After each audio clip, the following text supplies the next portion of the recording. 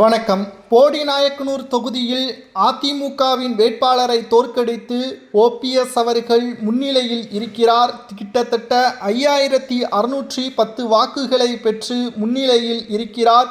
எடப்பாடி பழனிசாமி அவர்கள் தற்பொழுது அதிர்ச்சிக்குள்ளாகியுள்ளார். ஏனென்றால் அதிமுகவின் வேட்பாளர் வெறும் 2897 வாக்குகளை தான் பெற்று 3வது இடத்தில் இருக்கிறார். ஓபிஎஸ்ஸிற்கு அடித்த மிகப்பெரிய ஒரு அதிர்ஷ்டம்.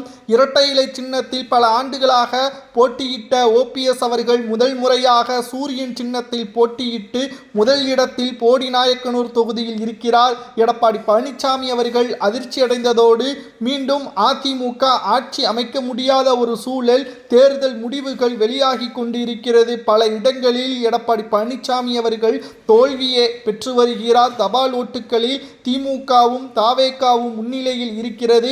விஜய் அவர்கள் முன்னிலையில் இருக்கிறார். எடப்பாடி பழனிசாமி அவர்கள் படுதோல்வியை தழுவக்கூடிய வகையில் கருத்து கணிப்புகள் சொன்னபடியே திமுக ஆட்சி அமைக்கக்கூடிய ஒரு சூழலும் தாவேகா ஆட்சி அமைக்கக்கூடிய ஒரு சூழலும் அமையும். ஆனால் எடப்பாடி பழனிசாமி அவர்களது சுயநலத்திற்காக மக்கள் திமுகவிற்கும் தாவேகாவிற்கும் தான் ஓட்டுக்களை செலுத்தியுள்ளனர்.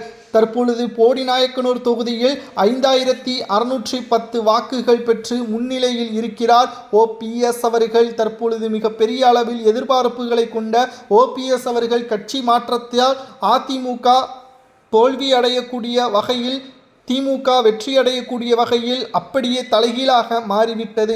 ஓபிஎஸ் மீது எந்த ஒரு தவறும் இல்லை என்பதை போடிநாயக்கனூர் தொகுதி மக்கள் கூறிவிட்டார்கள். இந்த வாக்கு வித்தியாசத்தில் முன்னிலையில் ஓபிஎஸ் அவர்கள் இருப்பதால் கிட்டத்தட்ட மிகப்பெரிய அளவிலான மாற்றங்கள் தமிழக அரசியலில் உருவாகியுள்ளது. விஜய் அவர்களுக்கான ஆதரவும் தற்பொழுது களத்தில் இருப்பதாக செய்திகளும் வெளியாகி கொண்டிருக்கிறது. ஓபிஎஸ் அவர்கள் போடிநாயக்கனூர் தொகுதியில் வெற்றி உறுதி என்ற தகவலும் தற்பொழுது கிடைக்கப்பெற்றுள்ளது.